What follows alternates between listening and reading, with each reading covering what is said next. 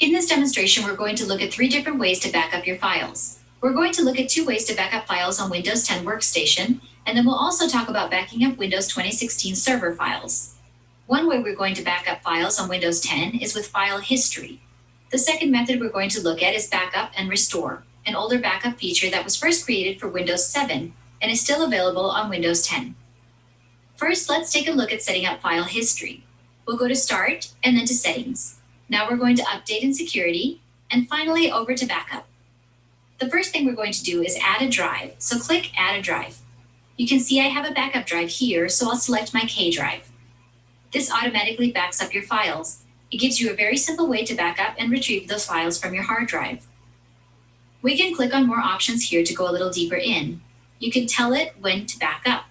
You can tell it to back up right now at this moment. By default, it's set to back up every hour. You can tell it how long to keep your backups. You can even tell it to add additional files to the backup if you want. Down here, you can also exclude folders.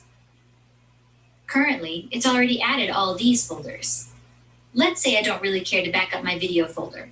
I could very easily just add that and exclude it from my backup. Now my video folder will be excluded from my backup. Let's close this window here. Now let's look at our second backup option, the legacy version of Windows Backup.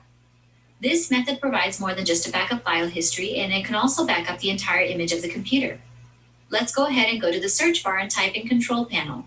We're going to go to System and Security, then to Backup and Restore Windows 7. Don't be confused by the name.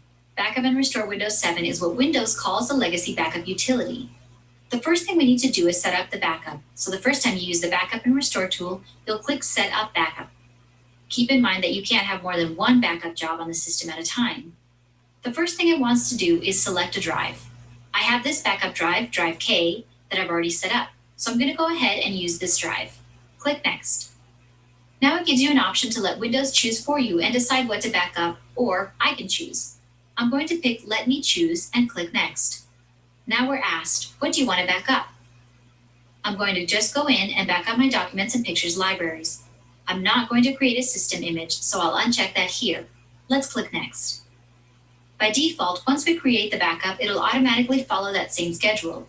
We can change the schedule to whenever we like. Let's click on Change Schedule. I don't want my computer backing up when I'm awake and using the system, so I'll change this to 11 p.m. I'll leave it set to weekly and set for Sunday, and I'll click OK. Now I can select Save Settings and Run Backup.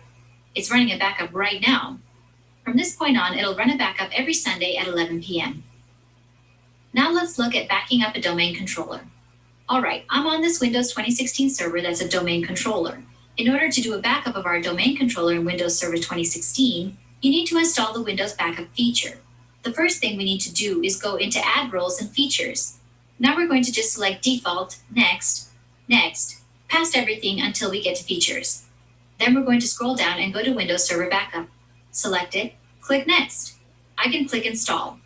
Then that's going to go ahead and install, and that may take a few minutes.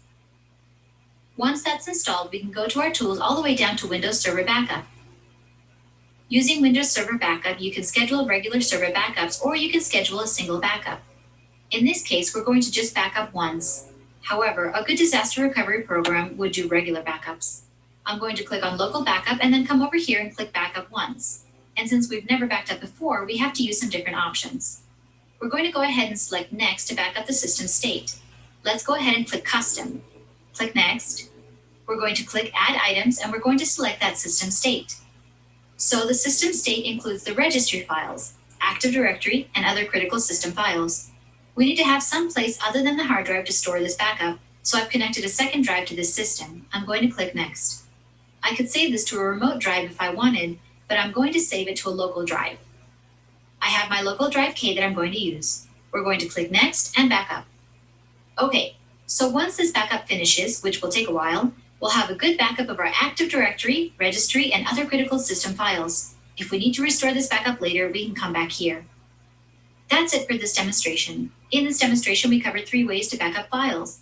First, we covered the 2 ways to back up Windows 10 files using file history and the legacy Windows 7 backup utility. Then we looked at how to back up files on a Windows 2016 domain controller.